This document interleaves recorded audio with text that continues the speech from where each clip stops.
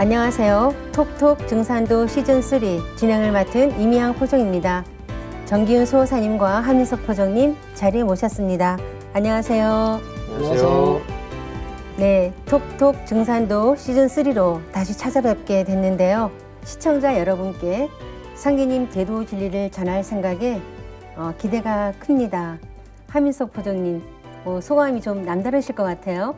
시즌 3까지 건너왔는데 3변성도라는 말씀이 다시 한번 좀 떠오릅니다. 3번 거쳐서 좀 뭐가 완성되는 과정인데 그 선심 초심 쓴 스즈키 선사 얘기가 좀 제가 생각이 났거든요. 그러니까 초심자의 마음에는 무한한 가능성이 있다. 근데 전문가의 마음에는 그럴 가능성이 크지 않다. 이런 얘기인데 3번째까지 왔지만 다시 초심으로 다시 초심자의 마음으로 시즌 3에 임해볼까 하는 마음이 앞서고요. 그래서 일심으로 다시 한번 우리 두 분과 함께 하겠습니다. 네, 수호사님 톡톡 증산도 시즌3에 자리 처음 해주셨는데요. 소감이 어떠신지 궁금합니다. 예, 톡톡 증산도 3번째 역에서 같이 타게 됐습니다. 큰 영광으로 생각하고요. 부족하지만 우리 시청자분들의 그 진리 궁금증에 조금이라도 도움이 되었으면 하는 그런 마음으로 함께 했습니다. 네, 시즌3에 함께 하게 되어서 너무 반갑습니다. 그동안 톡톡 증산도 시즌1과 시즌2에서 상기님 대도 진리를 심도 있게 알아보았는데요. 좀 더 쉽고 자세한 설명을 원하는 분들이 계셔서 시즌3는 시청자 여러분의 질문을 바탕으로 진행해 보겠습니다. 상기님이 우주를 통치하신다고 하는데 우주는 스스로 변화하는 게 아닌가요? 라는 질문이 있었습니다. 저도 그런 생각을 했던 적이 있어서 충분히 공감이 갔는데요. 수호사님, 상기님과 우주는 어떤 관계가 있는가요? 예, 많은 분들이 궁금해하는 질문인 것 같습니다. 예, 이것은 이제 도와 재의 관계라고 하는데요. 자연이 변화하는 길을 도라고 하고, 그 다음에 재는 이제 하느님을 말하죠. 이 우주 만유는 쉼없이 변화하는데 거기에는 질서와 법칙이 있습니다. 그런데 그 질서를 부여해서 다스리시는 그런 통치자가 계시다는 거죠.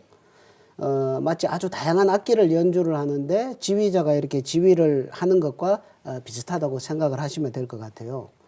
이것을 진리 용어로 이제 주재한다 이렇게 이야기하거든요. 이제 주인 주자, 다스릴 제자. 그러니까 주인이 되어서 다스린다 이런 뜻이죠. 그러니까 천지의 주인이신 천주님, 상제님께서 우주를 통치하시는 통치법도 또 주재 섭리 이것이 이제 도라는 거죠. 그래서 이 통치자 상제님이 이런 도의 이상을 실현하는 그런 구심점이고 사령탑이다 이렇게 이해를 하시면 될 것 같아요. 참고로 이제 동학을 창도하신 최수훈 대신사께서 그 동경대전의 제일 첫머리 첫 장을 딱 펼치면 제일 첫머리에 이 문제를 아주 지적을 합니다.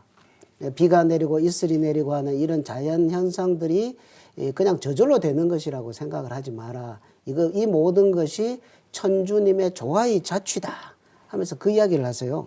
그러니까 우리 증산도 도전에서도 보면 예로부터 동방에서는 이 우주 생명의 근원과 그 변화의 길을 도라고 하고 또 이 도의 주재자 하느님을 재 또는 상제님이라고 불러왔다. 이렇게 명확하게 도전에서 이렇게 선언을 하고 있습니다.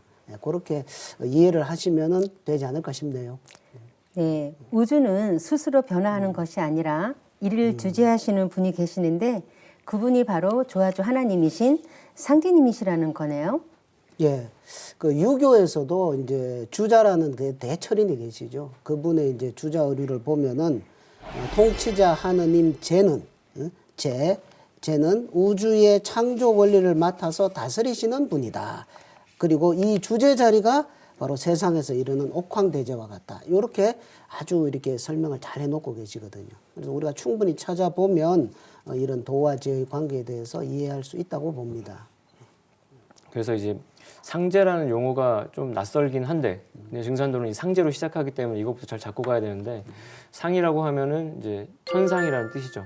지존무상이라는 뜻도 되고 해서 최고라는 뜻이 됩니다. 그리고 제라고 하면 지금 우리는 이제 임금님 제자로만 알지만 본래 이게 하나님 제자. 그래서 상제라는 뜻은 천상의 지존무상의 이제 하나님이다 이런 뜻이 되는데 왜 그러면 하나님 뭐 미륵부처님 말고 왜 상제라는 말을 써야 하느냐 했을 때 이 상제라는 용어의 통치성이 그러니까 미륵불이다 하나님보다 아까 말씀하신 다스린다는 뜻이 더 가미가 돼서 통치성이 가미가 되고 그 하나님보다는 훨씬 인격적인 풍모가 더 느껴지는 것이고 본래 우리가 6,000년 전부터 불러왔던 호칭이면서 요임금, 순임금도 4,300년 전부터 그 상제님을 향해서 어떤 천재를 지냈던 역사성이 있기 때문에 통치성과 인격성과 그런 역사성에 기반을 둔 상제라는 용어를 저희가 취해서 쓰고 있는데 근데 이 상제님께서 우주를 통치하시는 법도가 이제 우주 입법이라는 거죠. 그래서 아까 도와 제를 이제 말씀하셨는데 저는 나는 생장연전 사이를 쓰나니 이것을 일러 곧 무의하라고 한다. 상제님 말씀도 있고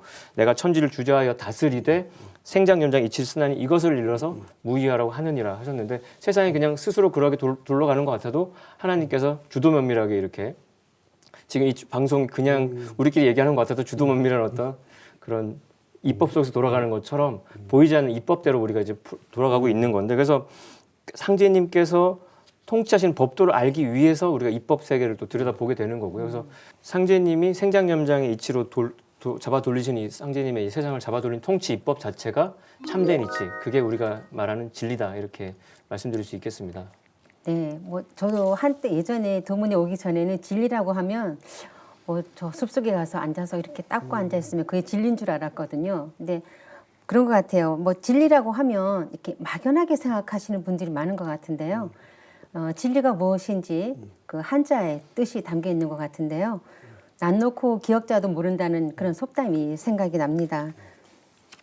예, 여기서 이제 우리가 상제님의 이 우주 통치 법도 또 주제 섭리 이것을 뭐 하포진 방금 말씀하셨지만 이게 바로 이제 뭐냐? 이게 바로 생장염장이라는 거죠. 상제님께서 내가 천지를 주재하여 다스리되 생장염장의 이치를 쓰나니 이것을 일러 무의화라 하느니라 이런 말씀을 해주셨죠. 이 말씀 속에 다 압축되어 있다고 보는데요. 마치 이제 지휘자의 이제 뭐 4분의 4박자 이렇게 지휘를 하는 데 따라서 모든 악기가 다 연주가 되는 것처럼 이 천지 만물과 인간이 모두 이 생장염장이라는 우주 원리에 의해서 순환하도록 이렇게 하셨다는 거죠. 근데 그래서 이제 생은 이제 낳고, 그 다음에 장은 기르고, 그 다음에 염은 이제 거두어 추수하고, 그 다음에 장은 폐장하고 휴식하는 것을 말하죠.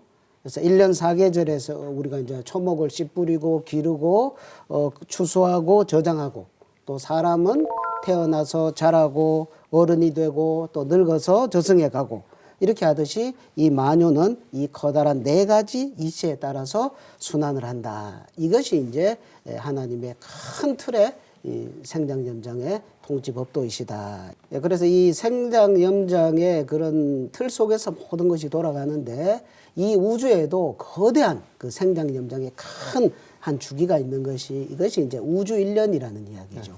우주일련. 우리가 일반인들은 이것을 잘 모르고 살지만 이제는 우리가 알아야만 하는 이 우주의 일년, 우주의 큰 봄과 큰 여름, 큰 가을, 큰 겨울이 12만 9,600년이라는 한 주기로 이렇게 돌아가면서 인간과 문명을 낳고 기르는 그런 큰 주기가 있다 하는 것을 앞으로 나가면서 이렇게 알아보면 될 것 같습니다. 생장염장의 법도로 우주를 통치하시는 그 조화조 하나님이 바로 1871년 이 땅에 강세하신 증산 상제님이시죠?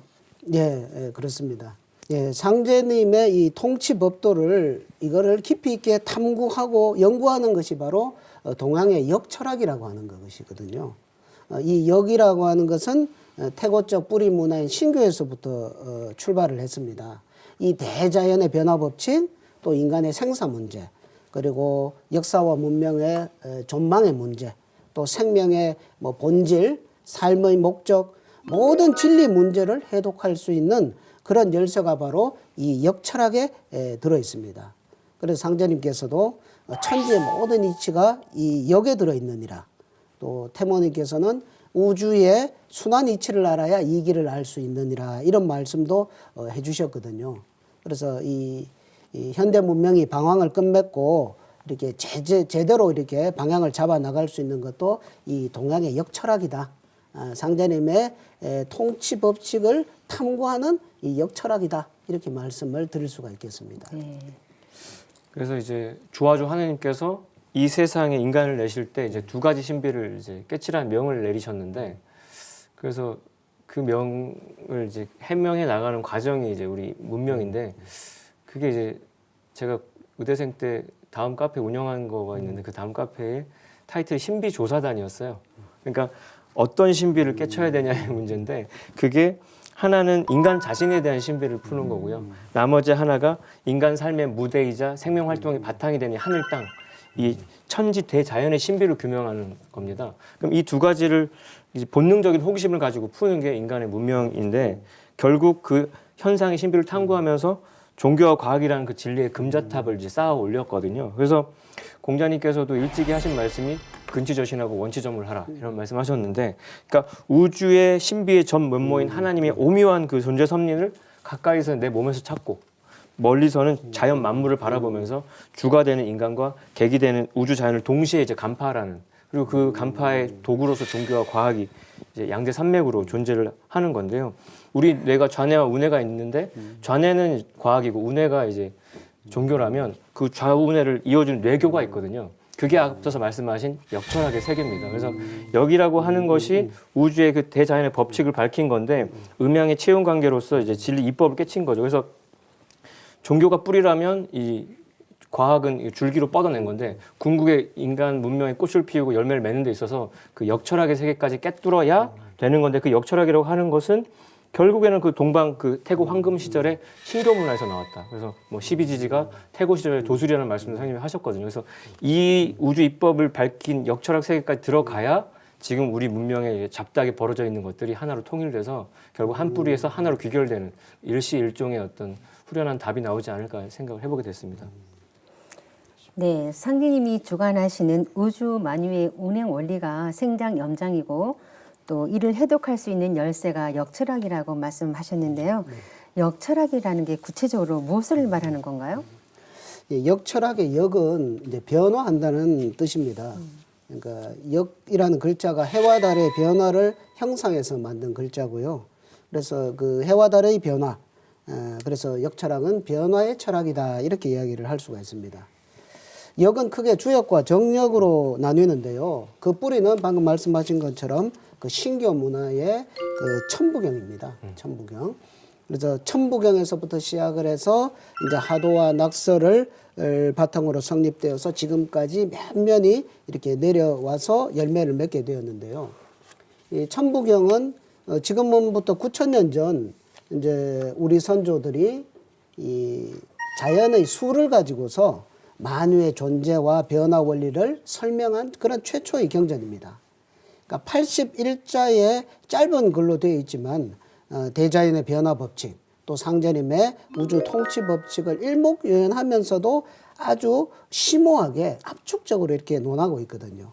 그래서 우리 선조들은 천재를 올린 이후에 이 천부경을 강독하고 깨달음을 나누는 그런 시간을 이렇게 가지는 그런 문화를 이어왔고요. 그렇게 하다가 한 3,000년이 지난 후에 배달 시대에 들어와서 태극기를 그린 태호복희씨께서 이 천부경을 활연 관통을 하셨어요. 그리고서 이제 계시를 받아서 하도라는 이런 그림을 그리게 됩니다. 그래서 이 하도를 그림으로 인해서 인류가 문명을 열 수 있도록 알기 쉽게 도식화해서 이렇게 그림으로 그려주셨어요. 그리고 그걸 바탕으로 또 복기 8개를 완성을 해주시죠.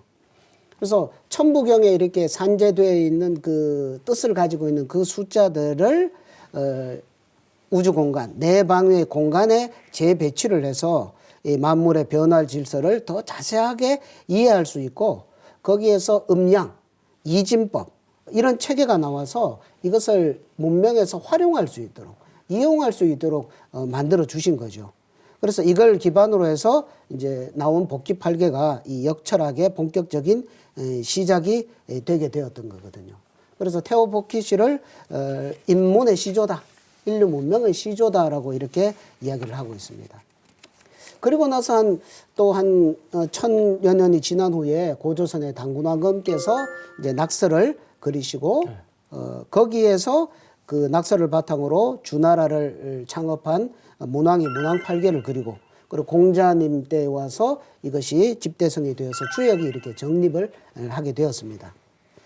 그리고 나서 또 1000년이 지나서 지금 우리나라 이제 19세기 말에 김일부 대성사가 나오셔가지고 이 주역의 꿈을 이루는, 주역을 완성시키는 정역을 이렇게 완성을 해서 역철학이 이렇게 완성이 되는 그런 역사를 갖게 되거든요. 그래서 이런 그 역철학의 전체적인 요 흐름이 있는데, 이 이제 수천 년 동안 그 인간 탐구의 노력이 축적이 되어서 이 대자연과 인간의 변화 법칙, 또 상제님의 그 천지 인간 농사의 목적까지 이렇게 밝혀 놓게 되는 이 역철학이 바로 우리 선조들이 주도한 큰 대업적이다. 그게 역철학이다. 이렇게 말씀을 드릴 수가 있겠습니다. 네, 상제님의 우주 통치 법도를 밝힌 역철학이 천부경과 하도 낙서의 기반을 두고 있다는 그런 말씀이시군요. 참 중요한 말씀이시죠. 그래서 그 이어서 좀 덧붙여 말씀을 드리면 미국의 수학자 그 프랭크 스웨츠라는 사람이 낙서의 유산이라는 책을 냈는데 그 책을 읽어보면 참 전율이 좀 있습니다. 그래서 낙서의 유래랑 낙서가 서양 문명사에 끼친 영향을 아주 구체적으로 이제 밝히는데요. 우리가 알고 있는 마방진 있지 않습니까? 미국의 중학교 교과서에도 마방진이 소개되어 있는데 이게 낙서에서 마방진이 결국 간 거죠. 그러니까 동서양 왕래 아랍인들을 통해서 동양의 이 역철학 하도 낙서 문화가 이제 간 건데 그 낙서와 함께 이제 하도가 음양짝으로 낙서는 이제 상극틀이라면 하도가 상생의 틀 그게 순과 역을 같이 이제 압축돼 있는 거라서 1+1으로 같이 이제 움직이게 되는데 결국 그걸 밝힌 게 아까 말씀하신 대로 태우 복희 씨가 밝혀낸 그 틀인데요. 그 지금 우리가 뭐 스마트폰 세상이고 컴퓨터로 모든 걸 지금 하고 있는데 컴퓨터의 기반이 되는 그 디지털 문명 바탕이 이진법입니다. 이진법이라고 하는 건 음을 상징하는 영하고 양을 상징한 일을 가지고 수를 표현하는 거죠. 그래서 예를 들면 10진법의 3은 이진법으로는 11인 거예요. 2가 꽉 찬 수기 때문에 그런 식으로 표현하는 건데 이 음양 원리에 기초하는 그 이진법은 누가 만든 거냐면 17세기로 거슬러 올라가는데 들어보셨을 겁니다. 라이프니츠가 이 이진법을 고안해낸 다음에 그 당시 중국 선교사인 부배랑 이제 서신으로 소통을 많이 했는데 거기서 64괴를 알게 됩니다.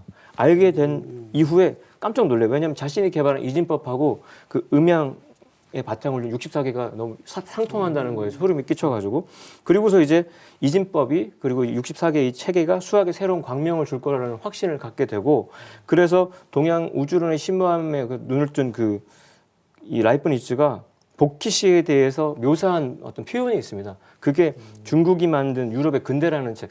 제목이 조금 마음에 안 드는데 이 동양의 우리 한국이 만든 그 유럽의 근대라고 원래 정명을 해야 될 것 같은데 그 책에 보면 뭐라고 표현했냐면 복희는 세계적으로 유명한 철학자이자 동양 과학의 창립자이다. 이 역의 그림은 현존하는 과학의 최고 기념물이라 할 수 있다라고 얘기했는데 그게 사실은 태호 복희 그 천황님에 대해서 가장 확고한 어떤 예찬이라고 저는 생각이 들었습니다. 그래서 그게 거기서 끝나면 소름이 덜 끼치는데 우리 의학으로 넘어오면은 우리 의학에서 결국 유전자를 다 까봤더니 인간 유전자물을 담고 있는 유전자의 구조가 이중나선이다. 음양으로 돼 있다는 거죠. 거기에다가 유전자를 구성하는 염기 서열이 64가지로 딱 떨어진다는 거죠. 그래서 결국 이 서양이 지금 놀라고 있는 게 결국 우리의 음양론과 64개. 그 태호 복희 씨 천부경에 기원한 그 모든 동양 문화의 역철학 기반을 뒀다는 거고요. 그래서 태호 복희 씨야말로 전 인류, 지구촌 인류 문명의 원조상이고 동서 문명의 뿌리 되는 대성인이라고 할 수 있죠. 그러니까 첨단 문명의 그 원조라고 우리가 뭐 어디 맛집에 원조 따지는데 지금 우리가 누리고 있는 이 스마트 문명의 원조의 태호 복희 씨가 계셔야 된다는 생각이 들고요. 그래서 그 위대한 영감의 그 기록물이 하도와 낙서인데 이게 고대의 가장 소중한 보물로 황실에서 받들었기 때문에 거기를 보관하는 장소를 일러서 하도의 도와 낙서의 서를 합쳐서 도서관이었다는 거죠. 그래서 지금 우리가 대학마다 있는 도서관이 거기서 나오는 거고 근데 지금 역사를 잃어버린 우리 한국인들은 공무원 시험 준비한다고 도서관을 그렇게 가면서도 그 근원이 되는 그 조상님인 태호 복희 씨와 하도 낙서의 그 심오함에 대해서는 일도 모른다는 게 좀 안타까운 현실입니다. 네. 현대 과학 문명의 뿌리에 하도와 낙서가 있다는 것이 놀라운데요. 그런데 음양오행의 원리도 하도와 낙서에서 나온 걸로 알고 있습니다. 역철학과 음양오행은 어떤 관계가 있는 건가요? 예, 한마디로 역철학의 한 분야가 음양오행입니다. 예. 앞에서 말씀드린 것처럼 하도에서 나온 것이 음양오행입니다. 하도는 음수와 양수, 그죠? 홀수와 짝수죠. 이 만물이 음양 이 두 가지 코드로 이루어졌다. 이것을 이제 하도의 그림을 보시면 우리가 알 수가 있는데요. 만물은 음양으로 구성되어 있습니다. 자연 속의 두 기운, 그죠? 진리의 기본 틀이 음양이거든요. 그래서 그 유명한 이제 일음, 일양, 지위도라는 말이 있죠. 한 번 음하고 한 번 양하는 것이 그것이 이제 자연의 그 기본 질서다, 도다. 그리고 또 한 번 음하고 한 번은 양하게 만드는 그 힘의 근원이 또한 도다. 이렇게 이제 우리가 설명을 하는데요. 어쨌든 만유는 음과 양으로 구성이 되어 있고 음양의 운동을 하고 있습니다. 그래서 우리 심장이 이렇게 벌떡벌떡하고 그죠? 낮과 밤이 교차하고 태양과 달이 졌다가 떴다가 이걸 반복하고 밀물과 썰물이 교차하고 그래서 이 음양 운동의 이제 가장 큰 주체는 하늘과 땅이죠. 천지, 하늘 대우주 전체와 그다음에 지구, 그죠? 그래서 이 음양은 그 또 물과 불, 수화로 물과 불의 신령스러운 기운으로 이렇게 나타납니다. 이 수화가 이제 하도에서 이제 수는 일이 수를 상징하고 이가 화를 상징을 하는데 이것이 음양 분할을 다시 하면 이제 목과 금. 그래서 수화 목금으로 이렇게 분할을 하게 돼서 네 가지가 되죠. 그래서 수화 목금 이것을 사상이라고 하고 그리고 이 네 가지가 돌아가는 그것을 잡아 돌리는 마쿠의 실력자, 주인, 보스. 이게 이제 오토라고 하죠. 그래서 사상과 오토를 합해서 오행이다. 그래서 오행이라고 이야기를 하죠. 그래 음양 변화의 구체적인 모습이 오행이다. 그래서 음양 오행이다 이렇게 이야기를 합니다. 네, 음양이라고 하면 일상생활에서 우리가 많이 사용하는 단어 아닌가요? 근데 음양이 뭔지 예화를 좀 들어주시면 좀 쉬울 것 같습니다. 뭐 앞서 많이 이제 말씀해 주셨는데 약간 결국 이름이 일양 지위 도라는 말씀을 다시 한번 새기면 뭐냐면 결국 현상계에 나타나는 모든 변화의 기본 틀일 수밖에 없다는 거죠. 그러니까 음양의 예를 들으라고 하면 사실 밤샐 각오해야 되는 거예요. 시작하면 끝이 없는데 가장 이제 음양의 어떤 이치를 따져보면은 음양이란 무엇인가 다시 한번 묵상을 해보면은 인간과 만물을 지어내는 전혀 다른 성질을 가진 그 N극과 S극 같은 서로 전혀 다른 건데 붙어서 서로 이렇게 하나로 조화를 부리는 태극체가 되는 건데 그래서 말씀하신 대로 음양의 가장 큰 틀이 되는 건 하늘과 땅. 그 하늘과 땅에 해와 달 떠 있고 해 뜨면 낮이고 달 뜨면 밤이고 그리고 이 지상에 있는 인간도 남자와 여자로 나뉘고 한 사람의 몸도 정신과 육체로 나뉘고 그 몸 안에서도 해부를 해보면은 여기 상체는 뼈로 감싸져 있고 아래쪽은 이렇게 장기가 그냥 먼저 드러나 있죠. 얼굴도 위쪽은 두개골로 가려져 있고 얼굴은 나뉘어져 있고 음양으로 이렇게 다 세분해서 쪼개기 시작하면 미세 세계인 그 아주 극미의 세계도 양성자와 전자로 나뉘어져 있고 그런 모든 변화 속에 음양이 이제 존재를 하고 결국 음양으로 존재하고 변화하는 거니까 이거는 음은 또 근데 양을 안고 내려가고 또 양은 음을 얻고 올라가는 그런 정말 같이 있으면서 서로 다른 역할을 하면서 같이 나아가는 걸로 그게 결국 또 어떤 변화 운동으로 다시 뒤집어 얘기하면은 순역 운동이거든요. 순역. 그래서 봄과 여름에는 초목의 수액이 뿌리로부터 위로 올라가는.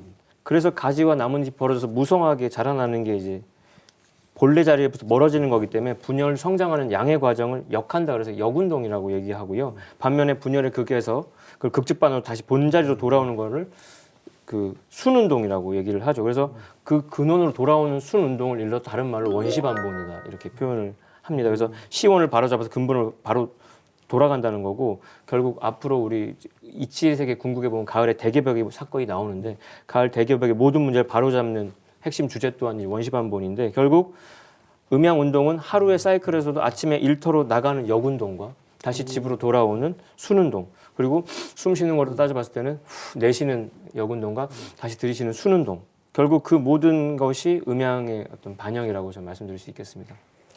예, 이런 음양이 이런 자연계가 다 그렇게 구성이 되어 있지만 그런 것을 우리가 쉽게 이해할 수도 있는데 우리 그 문화에도 이런 것이 그대로 적용이 됩니다. 그게 이제 우리가 용복문화라고 이야기를 하는데요. 방금 말씀하신 것처럼 음양운동의 주체는 천지, 하늘과 땅입니다. 그런데 그 천지는 바탕이고 이 천지를 대행해서 실제로 이 지구상에 살고 있는 모든 생명체들을 기르고 다스리는 것은 해와 달이 하거든요. 해와 달. 해는 따뜻한 불기운, 그 다음에 달은 차가운 물기운. 그러니까 실제로 수화죠, 수화.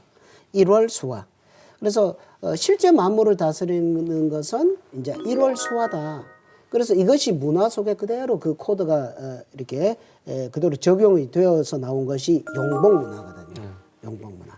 그래서 물과 불을 다스리는 자연신을 이제 용과 봉황이라고 이야기를 하거든요. 용과 봉황.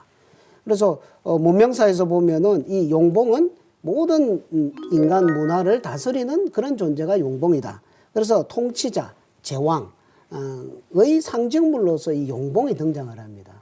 그래서 동서일 문화를 다 둘러보면 거기에는 동서양을 막론하고 다 용과 봉황이 통치자, 제왕의 상징물로서 이렇게 등장하는 것을 실제로 많이 우리 발견을 할 수가 있습니다.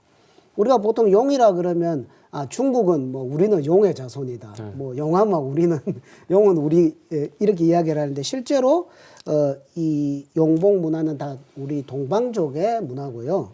실제로 중국의 그 왕대유라는 학자도 이 동이족의 제왕이 아까 그 태오복기시, 그다음에 염제신능시 이 두 분이 사실 용봉 문화의 뿌리다라고 이렇게 학술적으로 밝혀놓은 것도 있습니다. 그래서 이 용봉은 이제 이 우주를 통치하시는 상제님을 대신해서 천하를 다스리는 천자의 상징이다, 제왕의 상징이다. 이렇게 문화 코드 중에 가장 강력한 최상단의 문화 코드다. 이렇게 우리가 이렇게 이해를 할 수 있고 덧붙여서 말씀을 또 드리겠습니다. 네, 근데 음양 오행 말고도 삼재 즉 뭐 삼원이나 사상이라는 용어도 있잖아요. 그것도 함께 설명해 주시면 좋겠습니다. 네, 앞에서 말한 음양 이것은 이제 이수 문화죠. 이수. 그런데 그 이수 음양 문화의 밑바탕에 삼수 원리가 있습니다. 삼수. 이것이 이제 천부경에 아주 잘 드러나 있는데요. 천부경에서 이제 첫 구절이 이제 일식, 모든 만유는 일에서 시작이 되었다. 그런데 이 일은 이제 석삼극, 세 가지 지극한 것으로 나누어진다. 그리고 이 나뉘어져서 자신의 모습을 드러낸다라고 이렇게 이야기를 하고 있습니다. 천부경에 흐르고 있는 정신을 우리가 집일함삼 회삼귀일이라고 이런 표어처럼 이야기를 하거든요. 집일함삼 회삼귀일. 이건 우리가 꼭 기억을 해둘 필요가 있습니다. 집일함삼 회삼귀일. 집 잡을 집자 일, 하나를 잡으면 함삼, 삼을 포함하고 있다. 그리고 회삼, 그것은 삼은 회, 이렇게 모여서 귀일, 하나로 귀결된다, 돌아온다, 하나됨으로 귀결된다, 이런 뜻이죠. 그래서 하나를 잡으면 어떤 존재, 사물 이런 것들 하나를 우리가 탁 잡고서 그걸 들여다보면 이미 그 속에선 삼이 내포가 되어 있다는 것입니다. 삼. 그래서 어떤 사물이 자기의 역할을 제대로 수행하려면 이미 그 삼의 구조를 가져야만 자신의 역할을 할 수가 있다는 거죠. 요 손가락이라 그러면 이 손가락이 손가락 구실을 하려면 이게 세 마디로 구부러져야 손가락의 구실을 할 수 있다 이거죠. 그리고 인간을 상정을 한다면 인간이라 그러면 인간의 육체와 마음과 생명, 또 가정이라 그러면 아버지와 어머니, 자식, 그죠? 뭐 빛이라 그러면은 그 삼원광, 뭐 아까 그 원자도 뭐 양성자와 전자, 중성자 이렇게 하나의 존재는 이미 삼을 포함을 하고 있고 있다는 거죠. 그리고 신도, 하느님도 하느님의 역할을 하시려면 세 가지 창조 덕성을 쓰시기 때문에 하느님을 그냥 하느님이라고 부르지 않고 반드시 앞에다가 삼신 하느님이라는 말을 수식을 붙였던 것입니다. 그래서 이 삼신 하느님과 인간 세계를 오르내리면서 이 메신저 역할을 하는 그 까마귀, 태양 속의 까마귀, 삼조고이죠. 이 까마귀가 그 삼신 하느님의 세 가지 덕성을 이렇게 심부름을 하는데 발이 두 개면 두 개밖에 못 나르잖아요. 그래서 반드시 까마귀는 세 발이라야만 삼신의 덕성을 그대로 이렇게 전달을 할 수 있다. 이것이 그 우리 그 삼조고, 그 고구려 깃발에 나오는 이 삼조고의 문양이 담고 있는 그런 의미가 되겠습니다. 그래서 이 이 삼수 문화라는 것은 현실적인 변화는 음양의 이수 변화로 드러나지만 그 밑바닥의 모든 존재의 근거가 되는 것은 삼의 법칙. 그래서 삼의 법칙이 존재를 하고 있다. 이것을 우리 선조들은 너무나도 잘 알았기 때문에 우리 한민족은 제일 좋아하는 숫자가 3이죠. 3. 그래서 3의 민족이 우리 한민족이다. 이렇게 이야기하고 2와 3의 어떤 이 진리 암호 코드 세계에 정말 깊은 곳까지를 제대로 깨우쳤던 그런 전통이 우리 이 나라에 내려온다. 이렇게 이해할 수 있겠습니다. 그래서 이제 사상 체질 이야기 좀 해보면은 음양이 한 번 더 쪼개지면은 사상이 됩니다. 낮과 밤이 한 번 더 쪼개지면 아침, 저녁, 저녁, 밤이 되듯이. 그래서 그 사상의 대표적인 예가 되는 게 이제 사상 체질이라고 하는 거죠. 그 체질에 맞춰서 우리가 건강을 유지하는 걸 얘기를 많이 하게 되는데 사상 체질이죠. 네 종류의 체질이 있는데 동무 이재만 선생님이 이제 규명을 한 건데 태양, 태음, 소양, 소음 이렇게 나뉘지 않습니까? 태자 붙으면은 이제 간과 폐 관련된 거고 소가 붙으면 이제 위장과 비장과 이제 신장과의 관계인데 그 태음인, 태양인 구별을 해보면은 태음인은 이제 본질적인 면에서 목 기운이 강해가지고 간대 폐소라고 하죠. 그래서 간 기능은 좋고 폐 기능이 좀 약하고 태양인은 그 금 기운이 좀 세가지고 폐대 간수, 폐 기능은 강한데 간 기능이 좀 약하고 그래서 그 동무 이재마 선생님의 그 내용을 보면 태음인은 서로 정답게 사귀는 거 좋아하고 몸답고 스스로 삼가는 걸 잘하는 경우가 이제 태음인이다. 그래서 삼국지 인물로는 유비가 그렇다라고 얘기가 되죠. 태양인은 보고 듣는 거 좋아하고 그다음에 사랑하고 공경하는 걸 잘한다. 그래서 저도 체질로는 이제 태양인인데 뭐 관우가 그렇다고 돼 있고 그래서 어디 체질 확인하러 가면은 이 모카토 금수에 따라서 손가락이 5개 벌어져 가지고 엄지가 간 기능이고 네 번째 손가락이 목 기능 폐 기능이래요. 그래서 태양이는 간 기능이 약하니까 금반지 껴서 이렇게 북 돋아주고 폐 기능이 지나치니까 음반지 껴서 눌러라 이렇게 그래서 끼고 다니는 거예요. 확실히 근데 그리고 이제 소음인이라고 하면은 이제 숙기운 정을 관장하는 숙기운이 좋아가지고 신대비 신장 기능 완성하는데 소화 기능이 약하니까 항상 소화불량의 어떤 그래서 응급실을 속 불편해서 오는 인간들은 절반은 소음인이에요. 그래서 잘 헤아려서 방책 내는 걸 좋아하고 숨기고 감추는 걸 잘하고 그러니까 뭔가 신경성으로 속이 탈나는 인간들이 이제 소음인이 많죠. 그 제갈량이 소음인이라고 얘기가 돼 있고요. 소양인은 비대신소라 그래서 좀 소화 능력이 좋고 비위가 좋은데 신장 기능이 약하고 그래서 좀 약간 음호 화동을 경계하라고 얘기가 돼 있는데 그래서 뭐 날쌔고 거친 것 좋아하고 나는 듯이 달리는 것을 잘한다. 요즘에 연예인들이 소양인들이 많아요. 그래서 방송에 잘 나오는 사람들 약간 그 삼국지 인물로는 장비가 그렇다고 하는데 이렇게 네 종류의 어떤 체질이나 기질로 사람들을 상대하고 파악을 하면 또 뭔가 서로의 장단점을 보완하면서 하는 건데 그 이치 또한 목화금수의 그 음양 사상에서 나왔다고 말씀을 드릴 수 있겠습니다. 우주가 변화하는 원리뿐만 아니라 인류 문화가 구성된 원리도 음양 오행을 모르고서는 해석할 수가 없다는 생각이 들어요.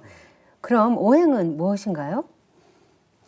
예, 오행은 앞에서 말씀드린 것처럼 이제 음양의 변화가 이렇게 더 세분화되면 사상 그리고 그 중심에 토 합쳐서 이렇게 오행의 진퇴 이런 변화 이런 걸로 이렇게 돌아간다. 이게 이제 음양과 오행이죠. 그리고 그 뿌리는 이제 하도에서 왔다. 그 앞에서 말씀을 드렸군요. 그리고 이 오행에서 방금 사상 체질 말씀하셨는데 거기에 따른 그리고 양리, 생리 이런 걸로 해서 우리 한의학이 이렇게 성립을 하게 되죠. 그리고 뭐 이 오행이라고 하는 것은 정말 많은 것을 모든 만유에 대해서 설명을 다 이렇게 해 나가게 됩니다. 그런데 이것은 이제 제일 이제 중요한 부분, 이 오행이 단순히 이제 동양 철학에서는 그러니까 무와 유의 복합 개념이다. 무의 세계도 설명을 하면서 유의 세계도 함께 설명할 수 있는 그런 것이 오행의 기다 이렇게 개념을 설명하면서 물질 세계뿐만이 아니라 보이지 않는 무형의 세계까지도 전체적으로 변화 원리를 설명할 수 있는 것이 음양 오행의 정말 심오한 그런 철학 도구죠. 철학 도구. 그런데 한 발 더 나아가서 우리는 이 오행의 변화가 단순히 그냥 기의 단계에 머무르지 않고 이런 영적인 세계까지 오령이다. 우리 이제 환단고기의 그 태백일사를 보게 되면 우리 동방 한민족의 우주관이 나오는데요. 거기에는 이 오행의 기가 기의 차원이 아니라 그것은 만유를 주재하고 있는 그런 영적인 큰 성령의 세계다라고 이렇게 설명을 하고 있거든요. 그래서 우리는 이 거기에 이렇게 착안을 한다면 지금까지 나오고 있는 이 음양오행의 그 법칙을 더 넓은 진리의 차원까지 확장해서 해석할 수 있는 그런 가능성이 열리게 되었다. 저는 그 말씀을 여기서 먼저 드리고 싶습니다. 오행하면 오방색이나 오복밥 이런 것을 떠올리게 되는데요. 오행에 대한 그 예화도 좀 들어주시면 시청자분들이 좀 더 쉽게 이해가 될 것 같아요. 네. 자, 오행은 뭐 아까 그 간신비패신 우리의 오장이 구성되어 있는 거, 또 뭐 그다음 오장육부, 뭐 오운육기, 오대양육대주, 뭐 그다음에 여러 가지 색깔, 뭐 방금 오방색이라든지 뭐 다 이렇게 설명할 수 있지만 이 문화를 해석하는 데 있어서 중요한 것이 이 삼신오제 사상이거든요. 삼신오제. 이것은 조금 어려운 낯선 이야기일지 모르지만 삼왕오제라고 하면 역사에 관심 있는 분들은 들어보신 적이 있을 것입니다. 중국에 뭐 삼왕오제, 뭐 요순임금 이런 이야기를 하잖아요. 그런데 그 삼왕오제의 그 이제 뿌리가 되는 것이 삼신오제거든요. 자, 그러면 삼신이라고 하는 것은 아까 이 우주를 통치하시는 하느님을 이제 삼신 하느님이다, 삼신 상제님이다 할 때 그 삼신입니다. 세 가지의 창조 덕성을 쓰시는 삼신.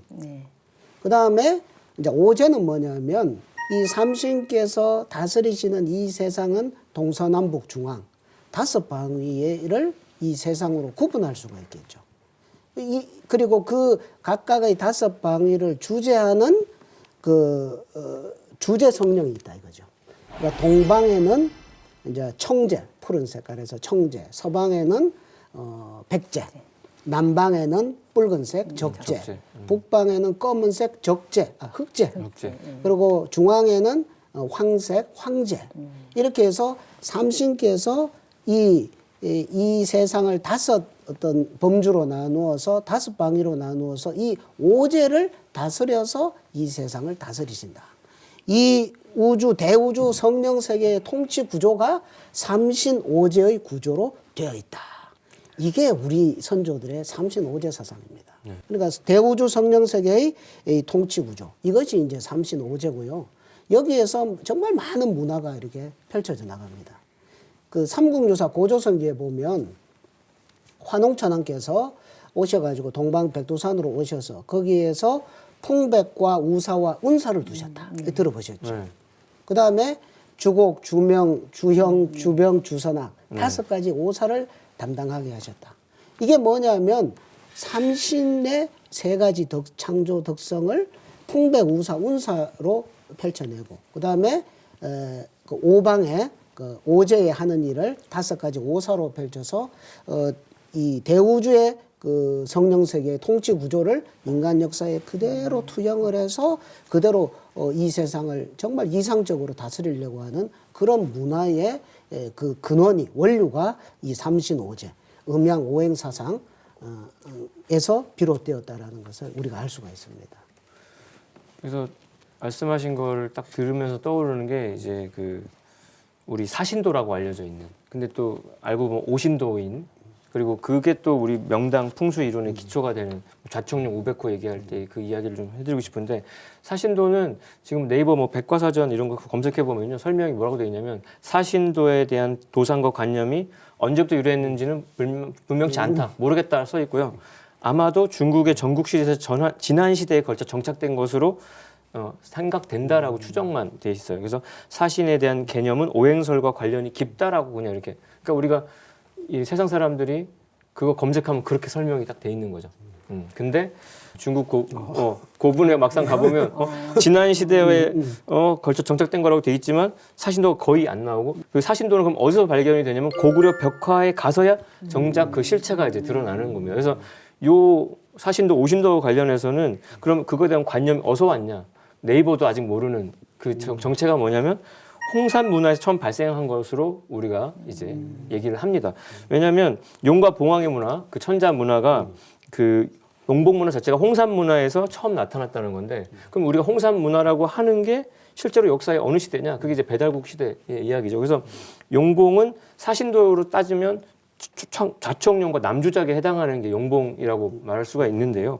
그 홍산 문화 사회유적에 들어가면 기원적 5,600년 전에 석소룡이라고 하는 용유적이 이제 출토가 되고 그다음에 조보구 유적에서는 중화제일봉이라고 하는 그건 기원전 한 5,000년 전에 봉황형 토기가 이제 출토가 돼서 용봉 문화가 구현이 되고 또 그러니까 결국 황하 문명의 근본이 아니라 요하가 또 원조라는 얘기인데 그 현무도도 그 사신도에서 북방을 뜻하는 현무도도 하가점 상층문화 윤영성 조양 그 12대형자 유적에서 발견이 되거든요. 그러니까 우리가 사신도라는 개념은 우리 배달국 동이족 문화에서 유래가 된 건데 그게 완성 형태로 고구려 벽화로 구현이 된 거고요. 결국 그 음양오행이라는 것은 한민족의 이 역철학 토양에서 이제 발현이 됐다라고 이해를 하시면 될 것 같은데 그래서 보면은 그 고구려 벽화 3기의 고분 우리가 이제 강서대묘라고 하는데 보면 좌청룡, 우백호 그러니까 동청룡 그 서백호, 남주작, 북현무. 그럼 가운데가 뭐가 있냐?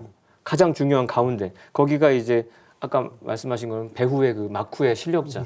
같이 센터에서 모든 걸 조정하는 게 누구냐면 황룡이라고 그렇게 딱 써 있습니다. 그러니까 결국 청룡과 또 황룡이 있는 거죠. 그래서 실제로 그 우리 하늘의 자미원이 땅에 내려온 게 우리 대한민국에는 경복궁인데 경복궁 근정전 딱 천장을 보면은 황룡이 딱 있죠. 발톱 7개의 황룡이 여의주를 딱 이렇게 잡고 있는 모습으로 그게 이제 천자의 상징인데 그래서 아까 앞서 말씀하셨던 그 태백일사 삼신오제봉기 내용을 저도 고증을 해보면은 오제주의 왈, 오방이 가규 사명, 5방에 가까이 사명이 있는데 용왕은 현귀신이 주선학하시며 그게 이제 북방 현문을 선학을 주관하시는 거고 주작은 적표신이 주명하시며 그러니까 남주작은 그 명을 관장하는 게 되고 그 다음에 청룡은 영산이신 주곡하시며 동청룡은 이제 곡식을 관장하고 백호는 병신이신 주형하시며 그러니까 백호는 서쪽의 백호는 형벌을 주관하고 근데 가운데 거기 또 그 삼신오제봉기에는 황웅은 여신이시니 주병하시니라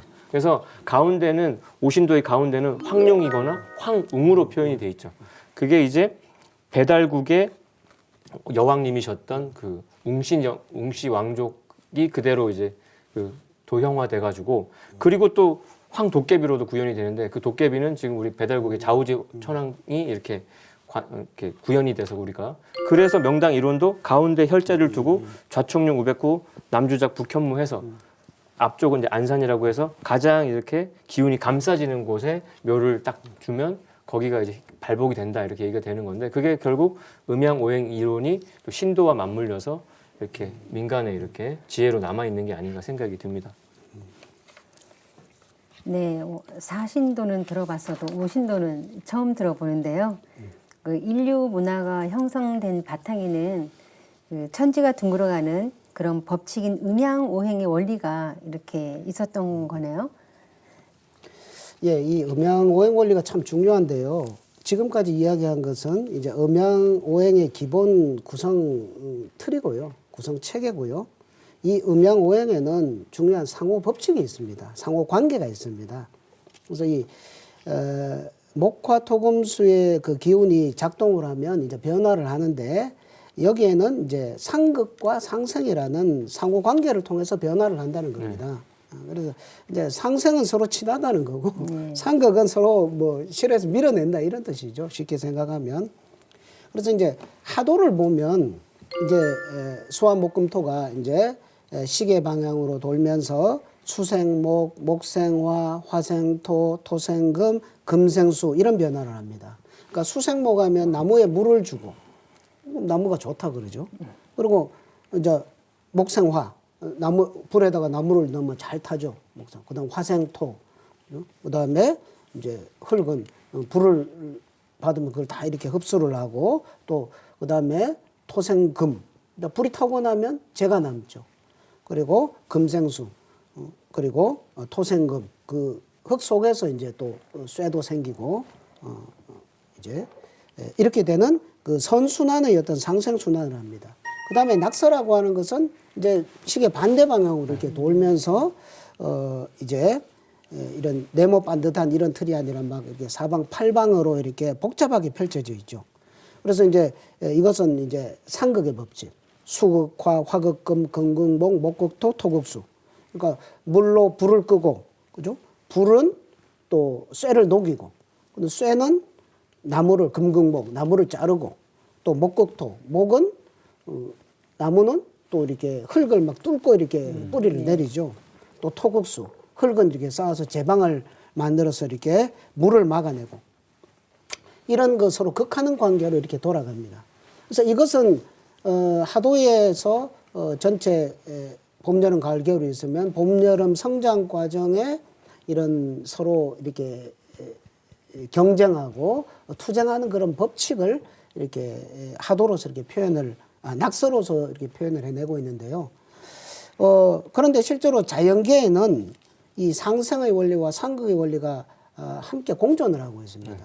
그러니까 전체적으로는 상생으로 뭐 중간에 뭐 끊어질 듯 하면서 끊이지 않고 계속 이렇게 순환을 하고요. 그런데 그 내면에는 겉의 모습이고 내면에는 상극의 원리가 작동을 한다 이겁니다. 상극의 원리. 그래서 상생을 지속하는 그 힘, 에너지는 내부의 그 상극에서 나온다. 우리가 뭐 백조가 물에 떠 있는데 우아하게 쫙 가지 않습니까? 그런데 그렇게 우아한 모습을 유지하길래 그러면 물 속에서는 열심히 이렇게 이걸 해야 된다 이거죠. 네. 그래서 뭐 새가 알을 깨고 나오는 거, 또 식물도 땅을 적당히 밟아줘야 잘 자라고, 아기가 태어날 때 어머니의 산도를 이렇게 찍고 나오고 이렇게 하는 것. 그래서 이 자연계는 그런 상극의 원동력, 에너지가 작동을 해서 그 영원한 상생의 이 순환을 하도록 자연계가 이렇게 돌아간다. 이게 이제 음양오행의 그런 상호 법칙이죠. 네, 도전에도 보면 상계님의 상생, 상극에 관한 말씀이 있는데요. 상계님께서는 나의 돈은 상생의 대돈이라 하시고 선천은 상극의 운이니라 이런 말씀하셨는데요. 음양오행에서 말하는 상생, 상극과 상계님께서 말씀하신 상생, 상극은 같은 건가요? 마지막으로 제일 중요한 문제는 여기에서 이제 문명세계에서는 이런 상극의 법칙, 경쟁, 투쟁, 전쟁 이런 것들로 인해서 여기에서 뭐가 생기냐면 원한이 생기고, 그죠? 고통을 낳게 되고, 복수, 저주 이런 것들을 그 문명의 부산물들을 낳게 된다 이거죠. 이 원한, 상극의 원한. 그래서 이것이 축적되면 이것은 문명 세계만이 아니라 자연 세계까지도 다 파괴할 수 있는 그런 엄청난 그런 부작용으로 이렇게 남게 된다는 이것이 이 상극 상생 법칙의 절정에서 있는 문제거든요. 그래서 이게 축적이 돼서 나중에 이게 여름철 극한에 가서 이게 폭발을 하게 되면 이 대우주를 멈추게 만드는 그런 이제 그런 개벽적인 종말적인 상황으로 이렇게 들어가게 된다는 거죠. 그래서 이 문제를 해결하기 위해서 결국 우주를 잡아 돌리는 통치자께서 출현하셔야 되는 그런 문제도 바로 이 문명 세계의 상극 법칙 속에서 거기에서부터 출발을 하게 되는 것입니다. 그래서 선천은 상극의 운이라 요 간결하고 단순한 이 말씀은 단순하신데 그 안에는 그 고난의 그 어떤 그 너무너무 슬픈 우픈 그런 이야기들이 있고 그 인간 삶 속의 어떤 죄악의 문제, 인간관, 신관, 우주관에서 풀리지 않았던 진리의 비밀이 그 상극 두 글자에 이제 다 그거 상극 입력하면 모든 문제가 다 풀려버리는 그런 그 정도의 가치로 상극을 좀 생각하시면 될 것 같고요. 근데 상제님께서는 나의 돈은 상생의 대도라고 아까 말씀을 하셨는데 결국 이거는 선천을 끝내고 후천으로 넘어가서 우주 가을 세상의 창조 법칙. 그래서 거기는 조화와 평화와 대통일의 원리가 이제 상생에 들어 있는 건데, 근데 그냥 입법적인 상생하고 다른 것은 말씀하신 대로 상극 틀에서 맺힌 원한을 풀지 않으면 진정한 상생이 오지 않기 때문에 우리가 막 고름 짜서 고름이 꽉 차 있는 분은 그 고름을 터친 다음에 보내야 되는 거고 막 발등에 막 나무까지 박혀 있다고 오는 분은 그냥 빼달라고 할 수 없어서 칼로 째서 빼고 제가 다시 꼬매드리겠다. 그 칼질을 안 할 수가 없거든요. 그런 어떤 고름과 그 원한을 푸는 해원의 과정이 전제된 상생일 때 그게 진정한. 그래서 선천은 닫힌 우주였다가 상생은 완전히 다 터는 완전히 열린 우주의 새로운 세계관. 기존의 어떤 그 가치관을 어떤 우주관을 완전히 부셔야 되는. 그러니까 그것마저도 완전히 해체하는 진정한 상생이 우리 상제님 진리에서 원시반본을 기본으로 가을과 함께 오게 된다. 이런 말씀 드리고 싶습니다. 네, 음양오행 원리에서 말하는 상생상극이 어떤 법칙적인 면에 그쳤다면 상계님께서 말씀하신 상생상극은 우주와 인류 문명의 차원에서 말씀해 주신 것으로 이렇게 볼 수 있겠어요. 예, 이제 정리를 이렇게 해보면 이런 그 생장염장의 우주의 그 거대한 한 주기, 우주 일련 속에서 이 봄과 여름은 이제 만물이 낳고 자라는 그런 시간이죠. 그런 시간이고, 그래서 이제 아까 수생목, 목생화에서 상생의 시간으로 이렇게 자연스럽게 굴러갈 수가 있었는데, 이제 여름에서 가을로 넘어갈 때, 이때가 될 때는 이제 여름 화의 기운과 가을 금의 기운이 화극금, 서로 극하기 때문에 이것은 바로 넘어갈 수가 없다 이거죠.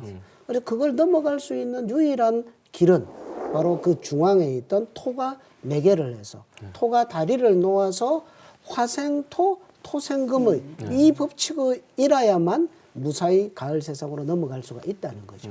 그래서 이것이 이제 토의 중심 자리에 계시는 토 자리에 계신 분이 바로 우주의 주제자, 통치자이신 상제님이시기 때문에 상제님께서 바로 이때에 나오셔가지고 이 다리를 놓아주시는 그 일을 하시는 것이 이 음양오행, 생장염장 법칙의 그런 어떤 궁극의 마지막 최후의 가장 큰 사건, 이것이 바로 우주 통치자의 강세 사건이다.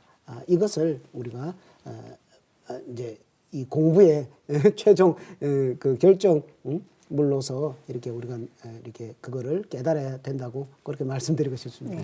네. 상계님의 강세 소식은 다음 시간에 더 자세히 알아보면 좋을 것 같습니다.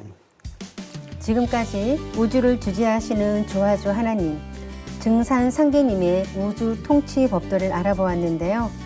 상계님의 우주 통치 법도는 천지 자연의 변화 법칙이자 인류 문화 구성의 원리라는 것을 알 수 있었습니다. 톡톡 증산도 시즌3 다음 시간에 찾아뵙도록 하겠습니다. 지금까지 시청해주신 시청자 여러분 감사합니다.